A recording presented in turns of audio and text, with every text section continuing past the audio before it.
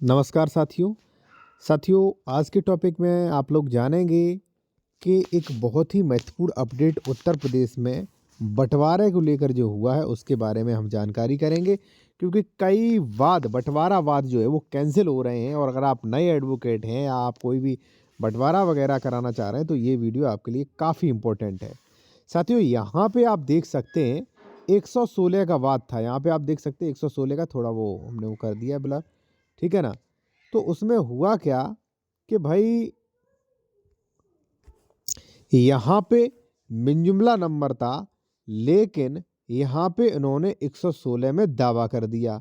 अब जब दावा किया साथियों तो उन्होंने कैंसिल कर दिया कि धारा 30 से बाधित है, वाद जो है यहाँ पे जो है ये जो है यहाँ पे इन्होंने निरस्त कर दिया, ठीक है? ये कहते हुए निरस्त कर दिया कि 30(2) से ये बाधित है, ये मिन-जुमला नंबर है, हम इसका बँटवारा नहीं करेंगे, रिजेक्ट कर दिया।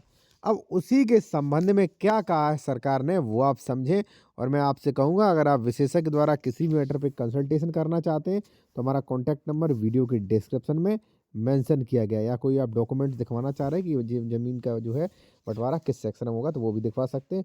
और जो लोग जूनियर एडवोकेट हैं उनके लिए कोर्ट ड्राफ्टिंग नियम ई-बुक देख सकते हैं ये, ठीक है? ये हमारा व्हाट्सएप नंबर है, इसका स्क्रीनशॉट ले लीजिए। इसमें आपको कई चीज़ें मिल जाती हैं, जैसे बिना बँटवारा के कोई निर्माण कर रहा है तो स्टे कैसे लें, ज़मीन का बँटवारा नियम एवं ड्राफ्टिंग, ठीक है? सीमांकन, संशोधन, मकान का बँटवारा, वसीयत, प्रोविडेंट, यहाँ पे सॉरी भरण-पोषण, ठीक है? मेंटेनेंस, ज़मीन विवाद का 145 सीआरपीसी, कब्जाधारी की बेदखली, सूट फॉर डिक्लेरेशन, कैविएट, ठीक है? दाखिल खारिज रुकवाने के लिए, अवैध निर्माण रुकवाने के लिए, ये सारे आपको ड्राफ्टिंग्स मिलेंगे, ठीक है? और देखिए यहाँ पे आपको ये भी मिलता है कि कब कौन-सा बँटवारा किस में चलेगा, स्टे लेने के लिए किस सेक्शन में जाएँ, क्या, वो भी आपको इसमें मिल सकता है। तो स्क्रीनशॉट ले लीजिए, अगर लेना हो तो व्हाट्सएप कर सकते हैं।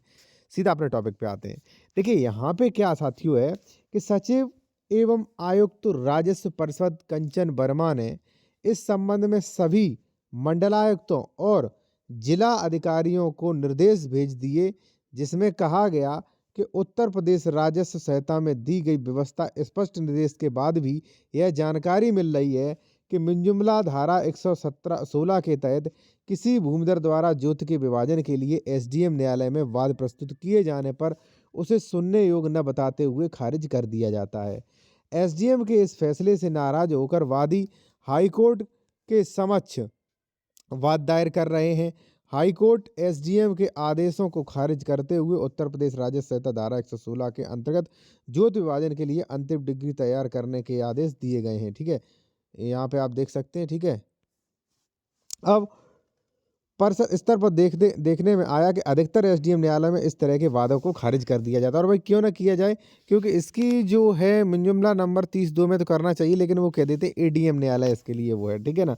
अब देखिए इसलिए किसी भूमिधर द्वारा किसी जोत जिसका वह सह अंशधारी है, सभी खातेदारकों के गांठे चाहे एक खाते में हो या अलग-अलग भौतिक विभाजन के लिए वाद प्रस्तुत किए जाने पर उसे खारिज नहीं किया जाएगा। एसडीएम द्वारा उक्त वाद में सभी पक्षकारों को सुनवाई का अवसर देते हुए जोत विभाजन की कार्रवाई की जाएगी, जिसके आधार पर अभिलेख मानचित्र संशोधन करने का निर्देश भी दिया जाएगा। मंडलायुक्त और जिला अधिकारी स्तर पर स्वयं इसकी समीक्षा की जाएगी। देखा जाएगा कि एसडीएम द्वारा मामले सही ढंग से निस्तारित किया जा रहा है कि नहीं। तो ये काफ़ी बड़ा निर्णय है, ठीक है? खासकर जो जूनियर एडवोकेट हैं या जिनके केसेस चल रहे हैं वो उसको देखें साथियों, ठीक है? और फिर भी कोई आप कंसल्टेशन करना चाहते हैं तो कॉन्टैक्ट नंबर वीडियो के डिस्क्रिप्शन में मेंशन किया गया है, ठीक है? देखिए जब भी आप बँटवारा करते हैं तो आपको ये समझ लेना चाहिए हमारा मिन-जुमला नंबर है किस टाइप का है, किसका नहीं है, ठीक है? उसी का आप करें। जैसे मान लीजिए साथियों मिन-जुमला नंबर है तो 30(2) में उसका होता है, ठीक है जी?